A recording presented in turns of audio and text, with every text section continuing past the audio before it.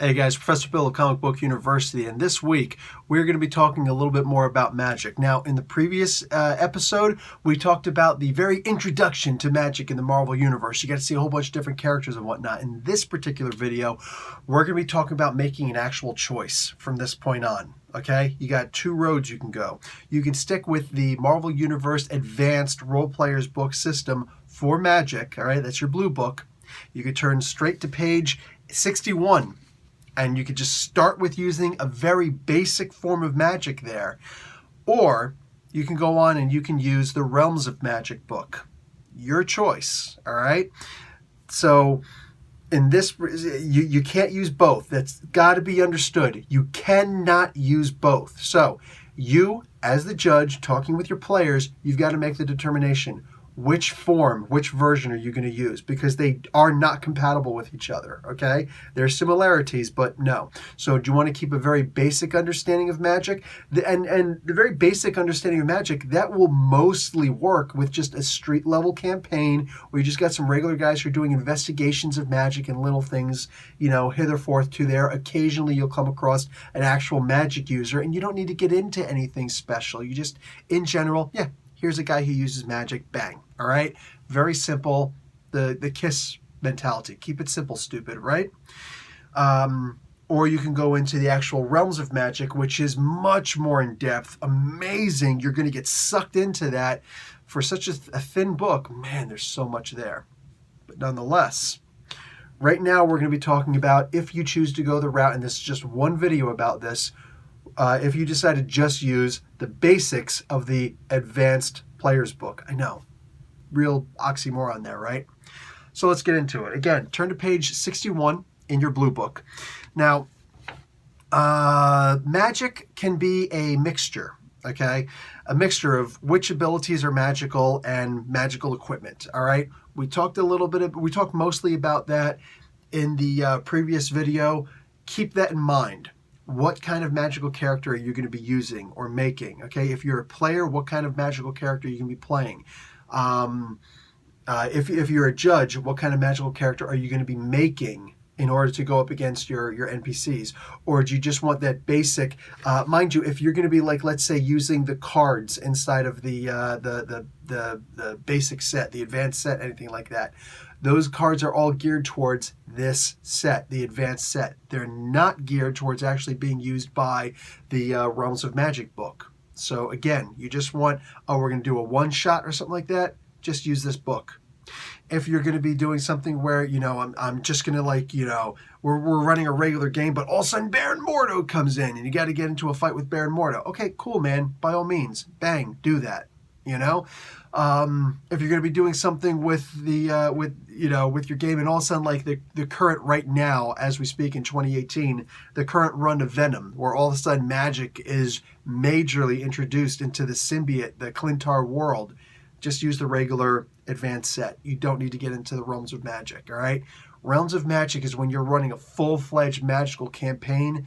This basic book is simply the basics of this advanced book. Ugh, it's simply not efficient. This is the very basis of efficiency. It's not everything that you need to really delve into it. You are not considered an expert in the understandings of the way that magic works in the Marvel Universe unless you go back to that Realms of Magic book, which is interesting because the Realms of Magic book was actually, I believe, the last book, the final book made under the previous set, the basic set. You know what I'm saying? There was the two yellow boxes, and in between is the main box. The first version of the Marvel Superheroes role-playing game was that original yellow box, which is just, hey man, here you go. Here's the original set.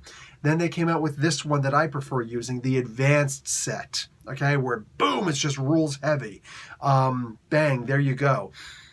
So the Kim Eastman book, that was actually made for the original yellow set. And then obviously there's the new yellow set. That should have been like green or something.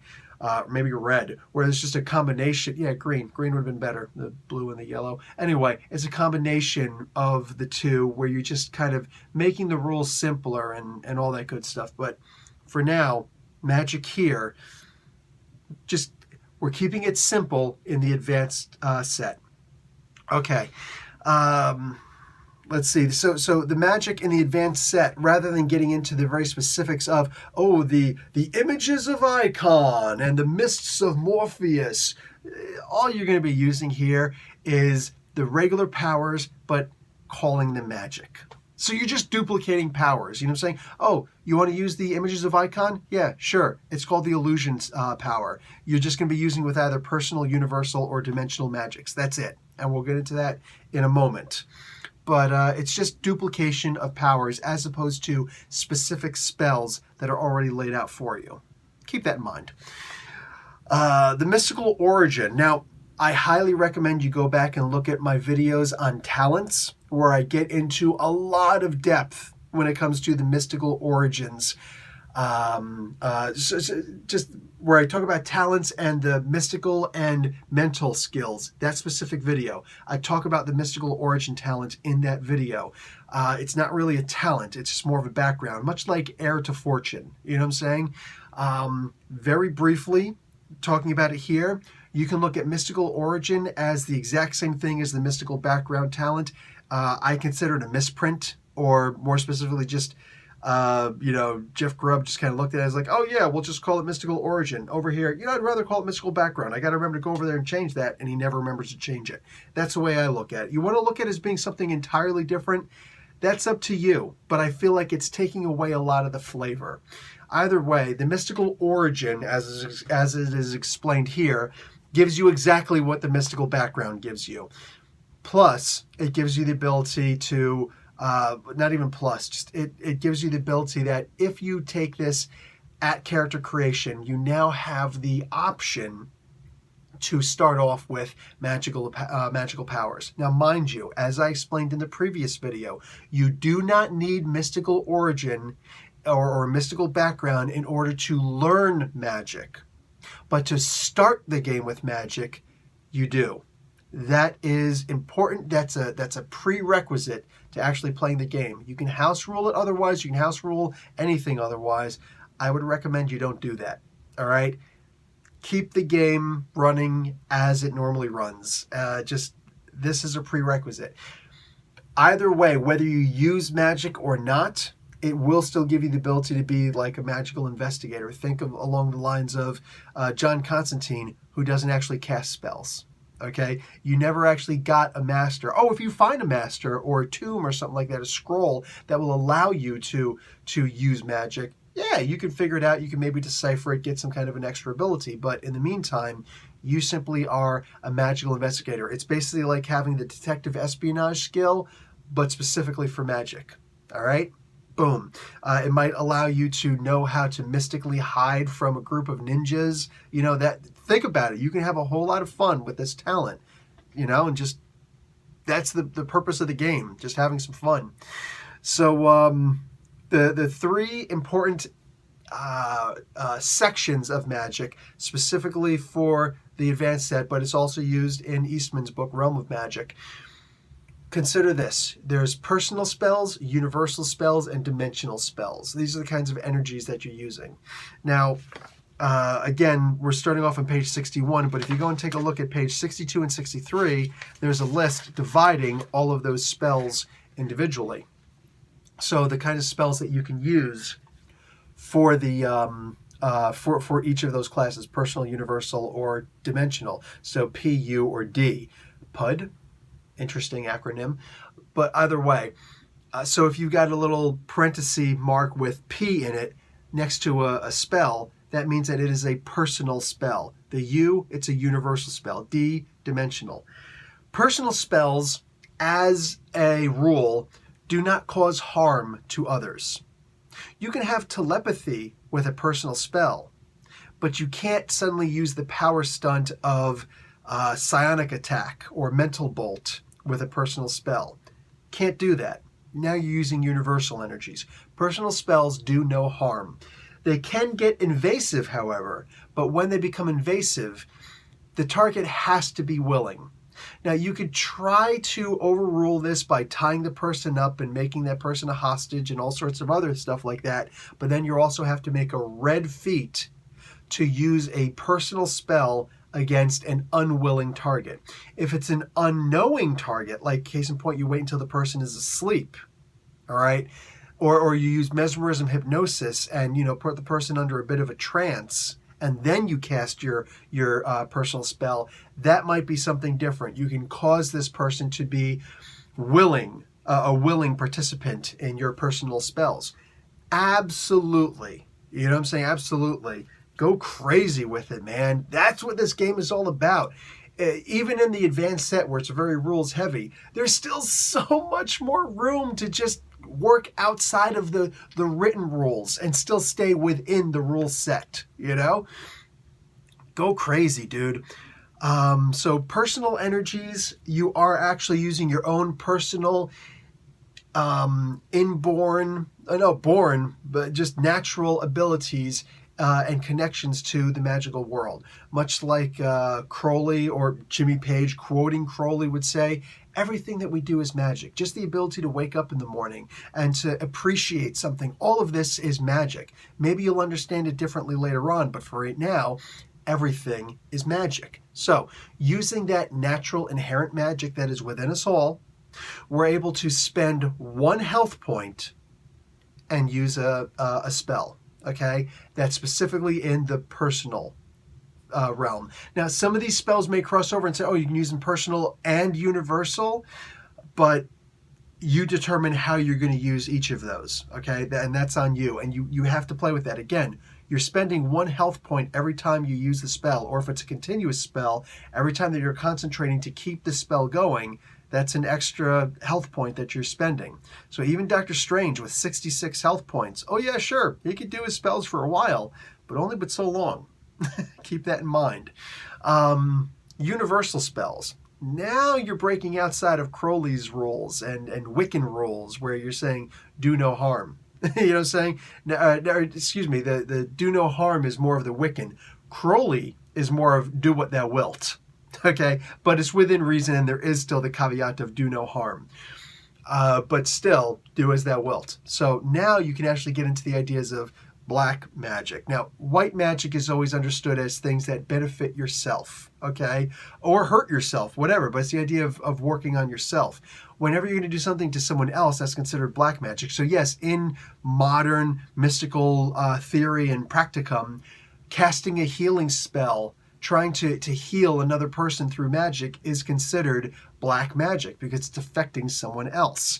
If you're going to look at the Wiccan threefold law, which I am going to get back into a little bit later on, it's the idea of the trifold or the threefold, however you're going to enunciate it, is so much as everything you do to someone else will come back on you 3 times. So if you're going to do something to someone else, do something beneficial so it comes back to you times 3. If you're going to do something harmful to somebody, you better have some kind of a preparation that you're going to, get 3 times that effect back on you.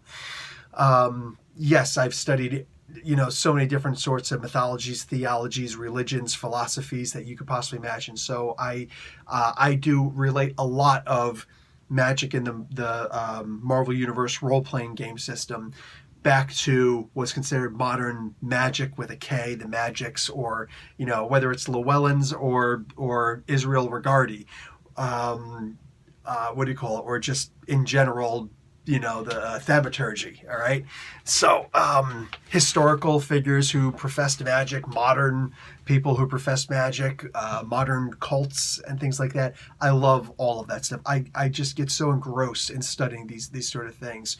So obviously one of the reasons why I'm so into magic in the Marvel Universe. But universal energies require you to have a psyche of at least good 10. You have to have a psyche of good 10. If you have a psyche of 6 or less, it's considered that you're not capable of practicing magic, even with the mystical background talent.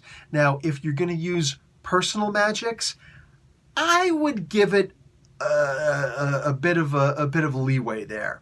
You know what I'm saying? I would give it a little bit of leeway and say, even at typical 6, at poor 4, probably not. You know what I'm saying? But whatever. Maybe you'll do it, but there'll also be a backlash when you do a personal spell. But at typical, I would personally allow a player to use personal magics with typical psyche.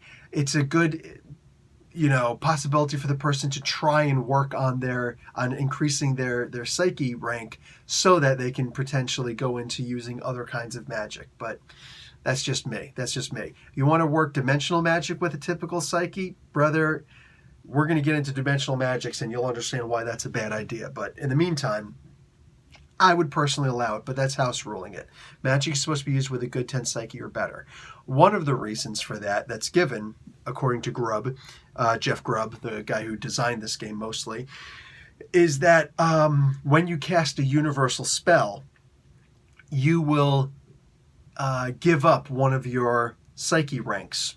So you'll go from a good 10 psyche down to a typical psyche for 1 to 10 rounds. You're going to actually just roll a single percentile dice, a single 10-sider, a d10, and then, that's how many rounds you've lost that one rank of psyche. Now, you may have to keep that in mind on a separate piece of paper and actually have ticks, each round, because let's say you've got unearthly psyche and you cast 5 universal spells.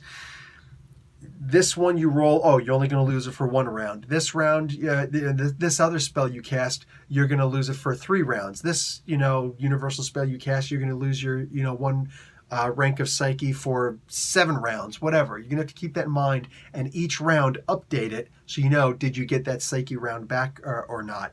Because casting magic with psyche is important. It's important. And again, we're going to get into that in just a moment when we're talking about spell effects and effectiveness. For now, universal, keep in mind, you're spending 1 psyche round and you'll get it back after 1d10 rounds, but you're casting that. So if you've only got good 10 psyche, you can cast like 1 universal spell and that's it. You can't cast magic again until you get it back. It's the exertion that we're using because universal magic comes from the universe itself. All right, so the universe that you're in, you're taking ambient magics that are around you, and your understanding of the way magic works, this is your psyche, in order to, and then, cause that magic to go someplace. There is a bit of effort to use on there. It's not coming from your own personal magical being, so you're not losing you're not sacrificing 1 point of health, which you have to regain through normal ways in order to get it back, normal healing and recovery. Rather, you're using ambient energies, but this does cause a psychic strain on you. But it's temporary, fortunately. A little bit of rest gets that back. Anyhow, and you can literally say that it's going to take rest in order to get that back or not if you want. This, by using energies like this, universal energies, that limits the amount of time that you can use in magic. So magic can be something where it's really hurried and you're just, wow, crazy magical battles, but it's only going to last for a couple of rounds because, well, we're kind of almost out of universal energy. I'm almost out of psyche. I need to get the heck out of Dodge, so keep that in mind also. Dimensional energies are something entirely different. Dimensional energies, you're not using personal magic, you're not using the magic of the universe itself. You're you're tapping into another dimension and you're using the magics there.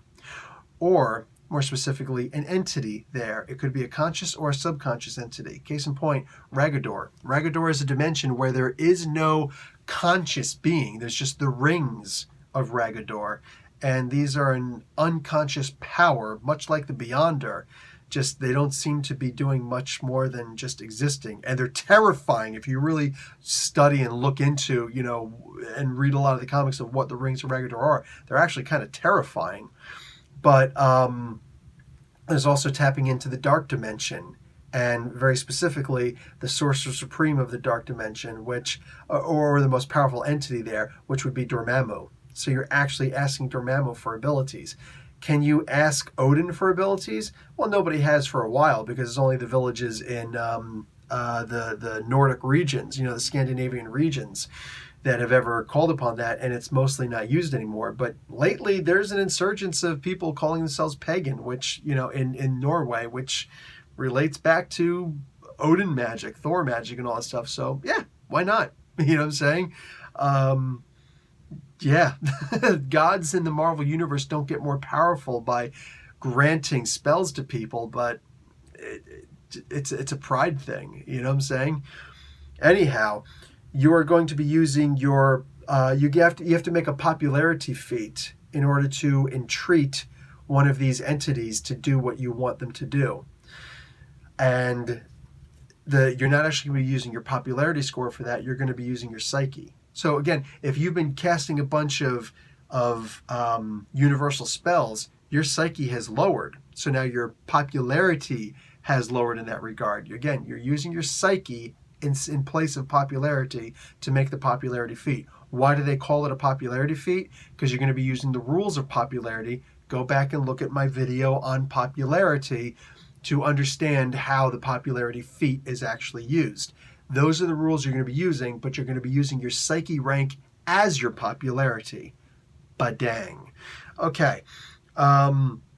When you do this, you have to keep in mind certain things. Case in point, what your level is, what your popularity is with this individual, what your standing is, I should say, with this individual entity or whatever.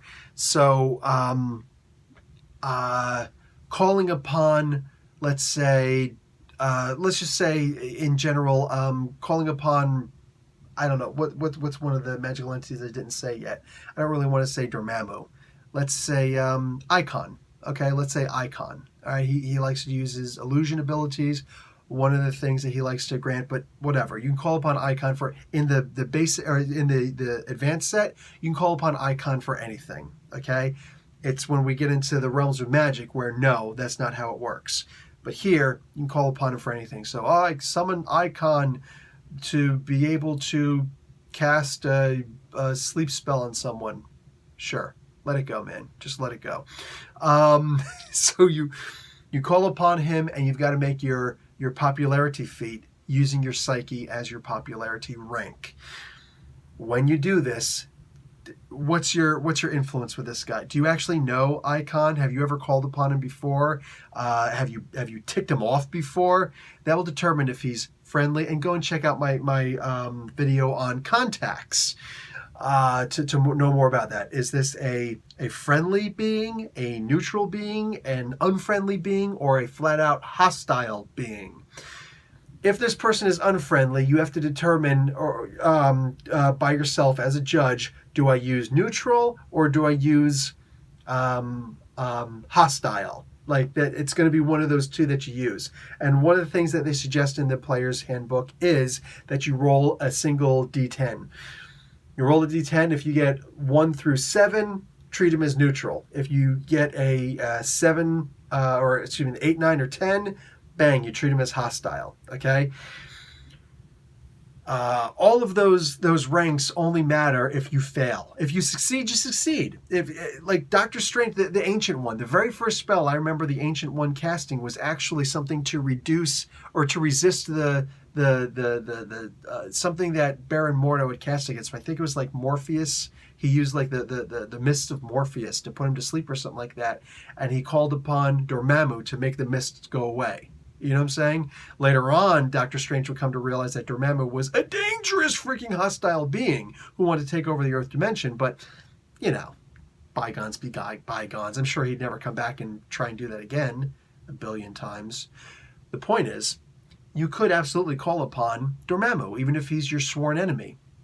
If you succeed in your popularity roll, who cares? It doesn't matter. But if you fail, that's when it matters. A friendly being may just simply look at it as, okay, sure, you can do this, but I'm going to reduce your power rank.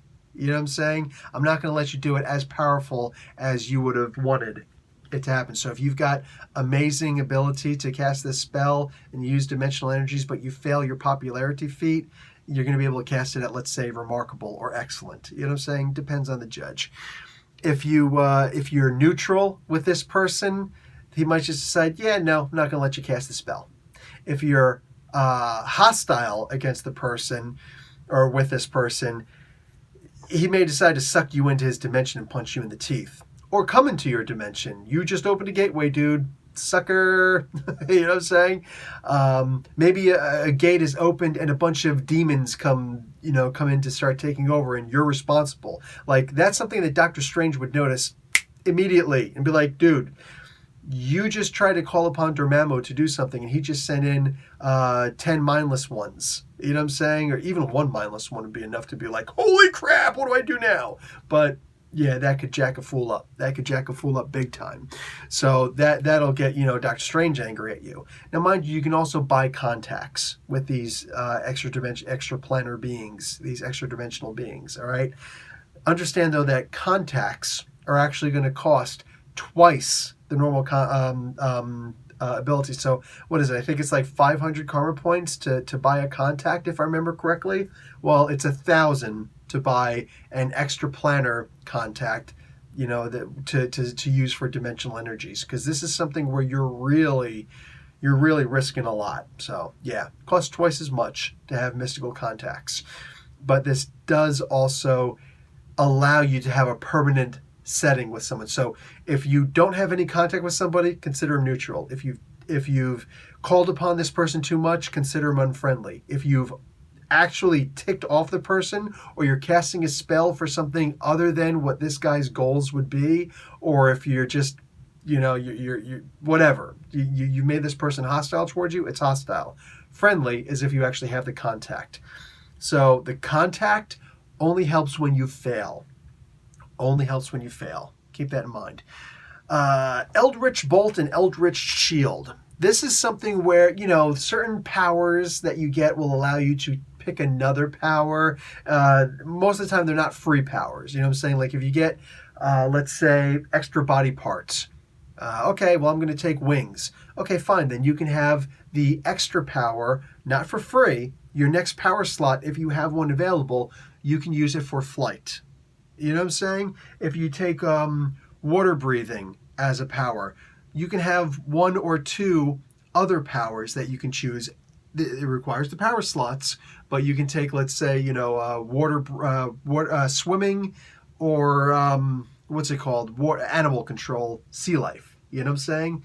So there's all sorts of things you can do like that.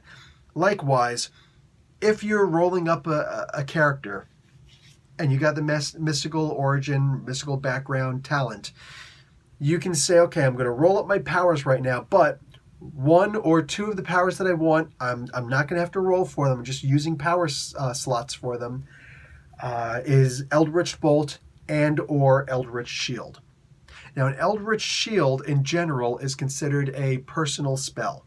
So it's going to cost you 1 health point to use it. You could also use it as a dimensional or universal ability. Your choice. You could, but in general, it's a personal spell.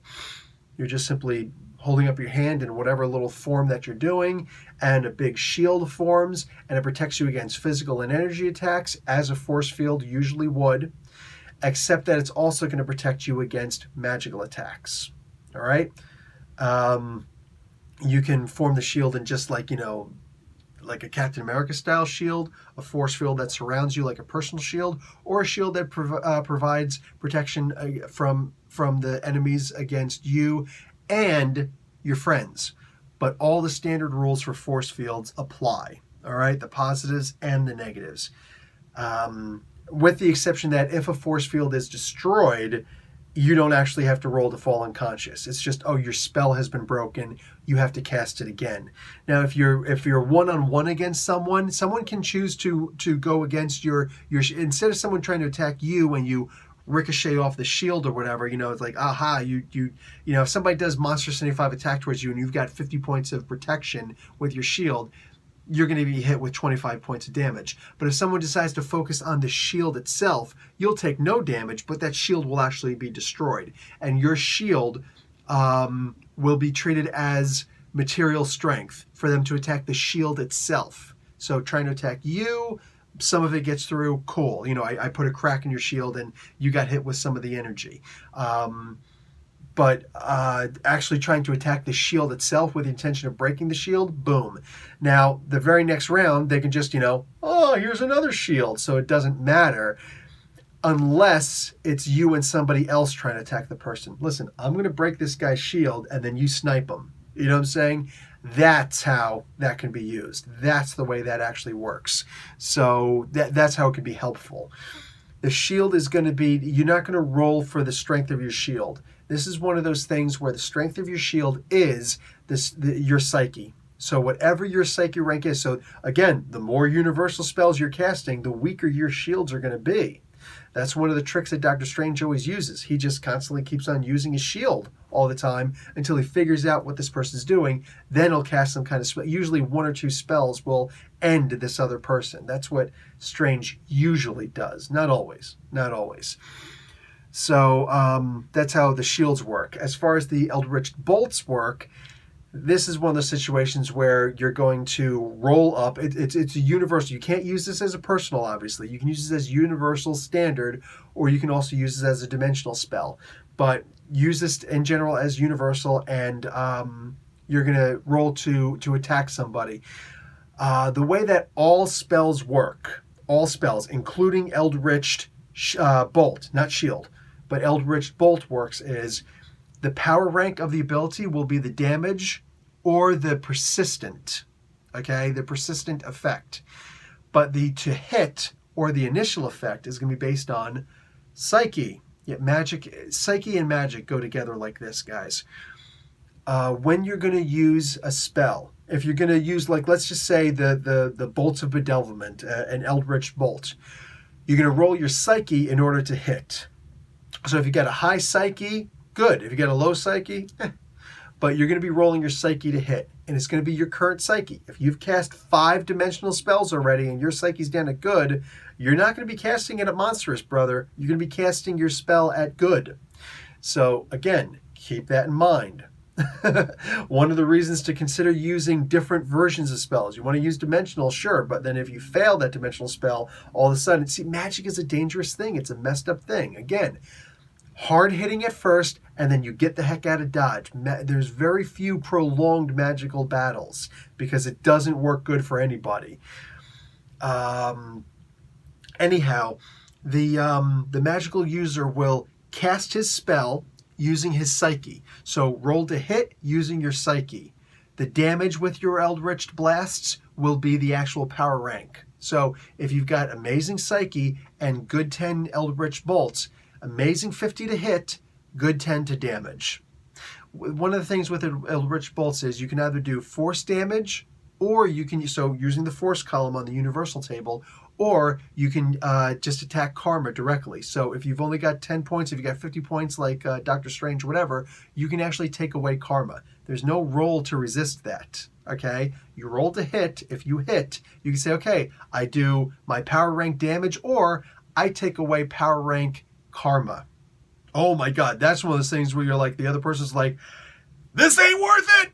It just starts running away. You know what I'm saying? You really want to get your player characters to get the hell out of dodge. You summon a magic user, all right, who starts taking away their karma every time they get hit with an Eldritch Bolt. That's when the player characters will be like, nope. This realm that I'm in is too powerful for me. I better go into the starter realm again in World of Warcraft or whatever game you're playing. That's when you get the heck out of dodge. No player wants to mess with that stuff. Let's say you're going to cast a spell where you're going to be trying to mind control someone. Okay, cool. Universal and dimensional. Remember, personal won't work with that. They're not having it. You cast your spell using your psyche, your current psyche, and that's whether you succeed or not. But if something happens where this person decides to try to resist, then they're going to be going against your spell rank. Okay, that's the way that works. The spell rank also determines your distance, and that is on page 65? Yes, that is on page 65 of your blue book.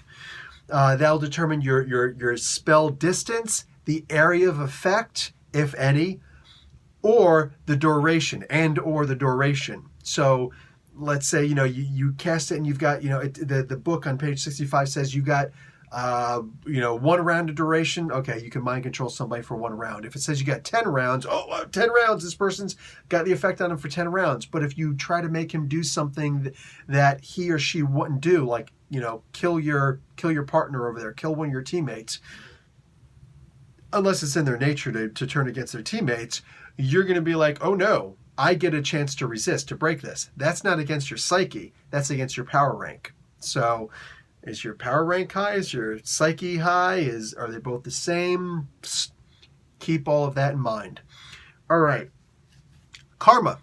This is one of the last things that we'll be talking about for the most part. Karma is going to be treated very differently with a full-fledged magic user. Again, if you're using the Black Knight, doesn't matter. This doesn't count. Somebody like Iron Fist, Danny Rand, this may apply to him. Absolutely applies to full magic users like Dr. Strange.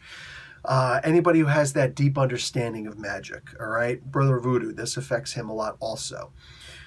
We already know that contacts in the dimensional areas cost double. Here's something else that's kind of bad. Karma loss is also doubled. Not karma gain. No. If you rescue one person, you get 20 karma like the regular, okay? Go and check out my video on karma for that. If you kill if killing someone is killing someone, it's hard to double infinite, you know? But let's say you have an innocuous death. You're not so sure if this person's actually dead or not. Minus 40 karma points, minus 80 for you, bud. Because, again, talking about the trifold law and the laws of do what thou wilt, you know, but do no harm and things like that, all of this. This has to do a lot with your understanding of the laws of repercussion, the way that karma actually works. Karma in and of itself is magical. You know what I'm saying? The feelings and all this stuff. This is all magical in many ways, shapes, and forms. So if you have a character who is a magic user, an actual magic wielder, a magician of sorts, or something to the level of, let's say, Iron Fist, that can go either way depending on how the player is playing that character. But characters who use magic understand the greater good. So, long story short, magic loss is doubled. Okay? As far as someone actually being killed, you can do something really funky to someone. If your player actually kills someone as a magic user, maybe make it so that they've got a permanent -1 to their psyche at this point. You really jack them up. I'm not joking around. You genuinely jack this person up. All right? Anyway, let's say not everything is bad with karma. There are some good things too. There are a lot of benefits too. In the player's handbook version, basically power stunts are reduced. Now, go and check out my video for power stunts to understand how all those work. It's 100 karma points to use a power stunt. In the magical world, personal and universal stunts only cost 10. That's right. You're using 10% of the karma. So 10 karma points. So 100 karma points, you've got a brand new power. You know what I'm saying? Power stunts only cost 10 karma points for personal and universal. Power stunts for dimensional abilities only cost 50. So half karma. All right? Not too shabby. Not too shabby at all, if you ask me. All right.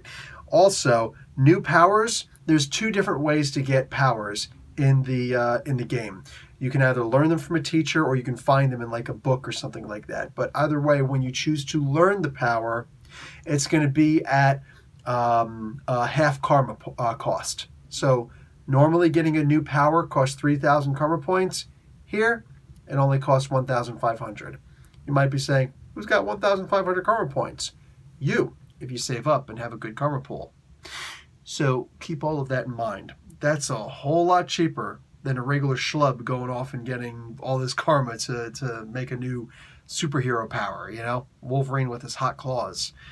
That still hasn't happened yet, so I don't know how that's going to look. In the meantime, the last thing to talk about is just the ear for magic, as it's discussed on page 65. Every character who uses magic actually uses magic, not uses magical items or something, uses magic, is an actual magic user, has an ear for magic, a nose for magic, all right?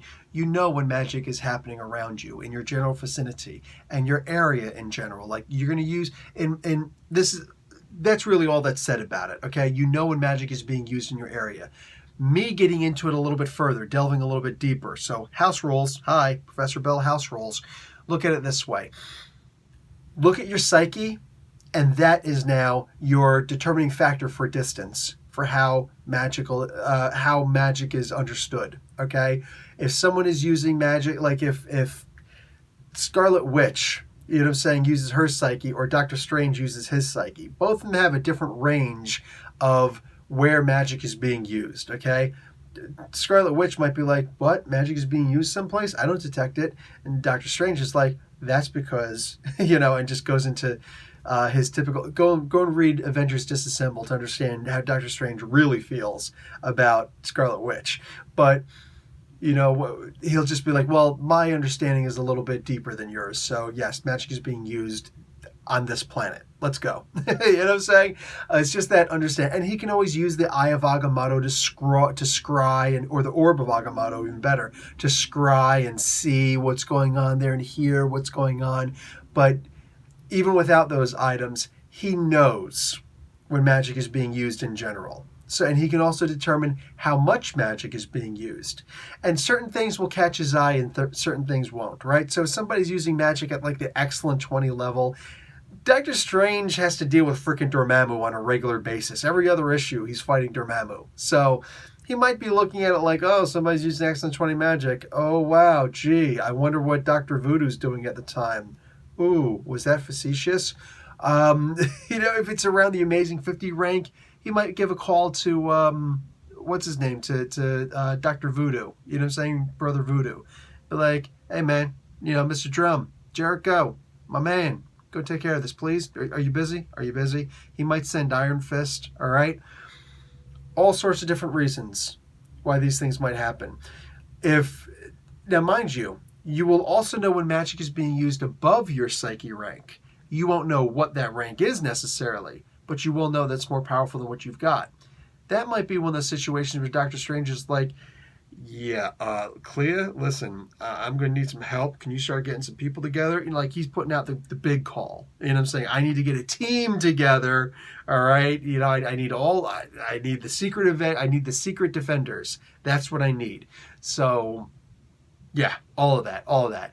So this would be a good way to, again, if you're just using the player's book, you're not going to get into the realms of magic. This would be a good way to look at it as, oh, Doctor Strange might decide to call you up and say, hey, plot hook, Doctor Strange calls, hey, there's some magic going on, somebody's using magic over here. I think they're using it, chaos magic, it's dangerous, whatever, blah, blah, blah, but I'm busy. Do you think that you and your team could go and take care of things? I'll owe you one. Never know, man. Like you do that and all of a sudden you get Doctor Strange as a contact, or it's cheaper to get Doctor Strange. You chuck off 100 karma points to get, or 50, whatever. Depends on how stingy your judge is to get Doctor Strange as a contact because you've done a certain number of favors for him. He's almost like a patron of yours, whatever. Maybe, let me use the Sanctum Sanctorum. I got a really killer party I got going. Or I'm going to summon a DJ and everything, like literally summon a DJ. Let me use the Sanctum, buddy. Whatever. It's all plot hooks, but this allows you to know when magic is being used in general. What spell? No. That you're actually using magic to determine what magic is being used. Who, what, when, where, how, how much, all that stuff. All those questions, that's no.